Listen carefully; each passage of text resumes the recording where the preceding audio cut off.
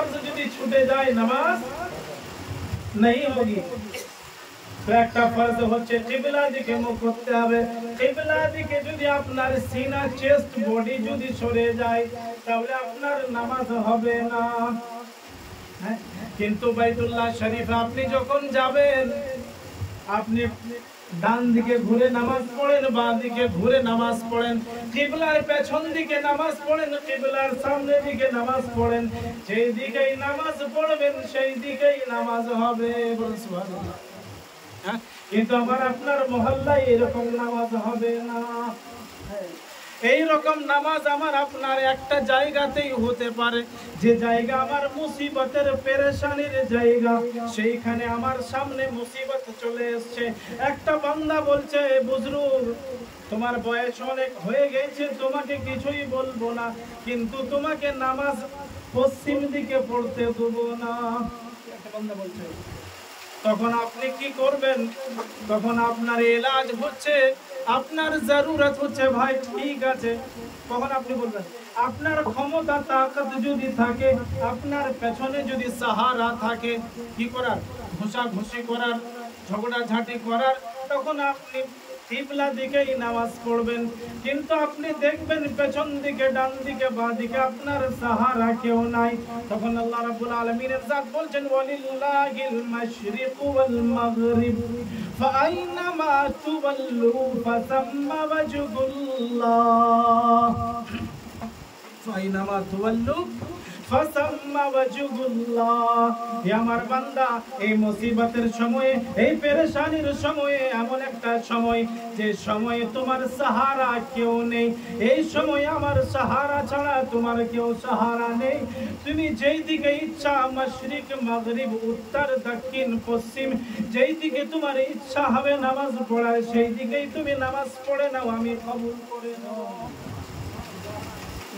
वलिल्लाहिल मशरिक वल मगरिब फाइनमा तुवल्लु फसम्मा वजहुल्लाह। ए मेरा बंदा, जिधर तू मुझे तलाश करेगा, जिधर तू मुझे खोजेगा, तू मुझे वहीं पाएगा। वलिल्लाहिल मशरिक वल मगरिब फाइनमा तुवल्लु फसम्मा वजहुल्लाह। जिधर तू मुंह करके नमाज पढ़ेगा, तेरी नमाज को मैं कबूल कर लूंगा। एक बार दुरूद शरीफ पढ़े, अल्लाहुम्मा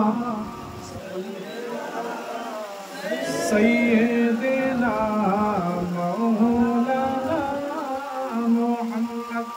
وعلى آل سيدنا شفيعنا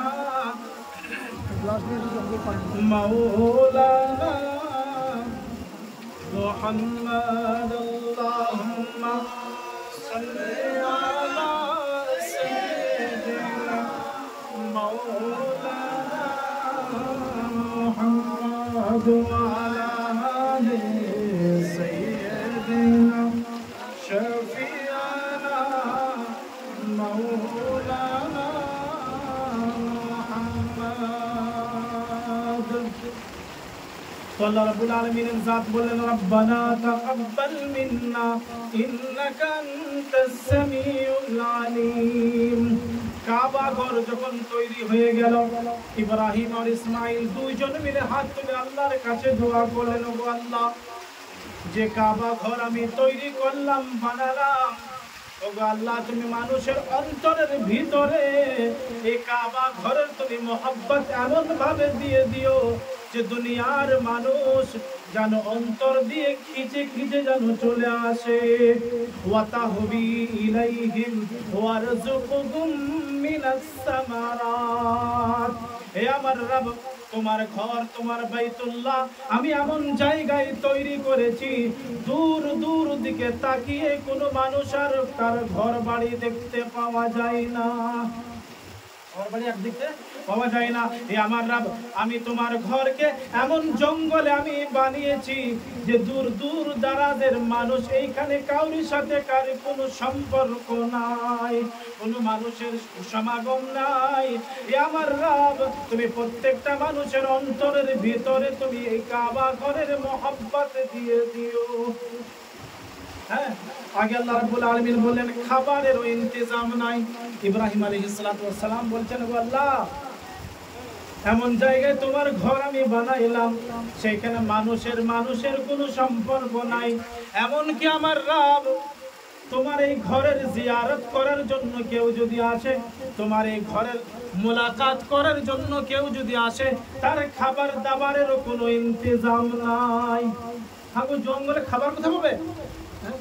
তো আল্লাহ রাব্বুল আলামিনের কাছে হযরত ইব্রাহিম আলাইহিস সালাতু ওয়াস সালাম বললেন, ওয়ারযুকুকুম মিনাস সামারাত, হে আমার রব, এই জায়গাতে তোমার ঘরের আশেপাশে এমন তুমি সুন্দর বাগিচা খানার ইন্তজামের, ফলের সমস্ত রকমের ফলের তুমি ইন্তজাম করে দিও, যাতে করে তোমার দিদার এবং তোমার ঘরের দিদার, তোমার মাহবুবের দিদার করার জন্য যারা আসবে তারা যেন এই ফল মাকড় খেয়ে জীবন কাটায়। সুবহানাল্লাহ। ওয়ারযুকহুম মিনাস সামারাত লাআল্লাহুম ইয়াশকুরুন, তারা যেন তোমার এই সব রকমের জিয়ারত করে তোমার শুকরিয়া যেন আদায় করে। ইব্রাহিম আলাইহিস সালাম দোয়া করলেন, তারপর আল্লাহর কাছে আবার একটা দোয়া চাইলেন।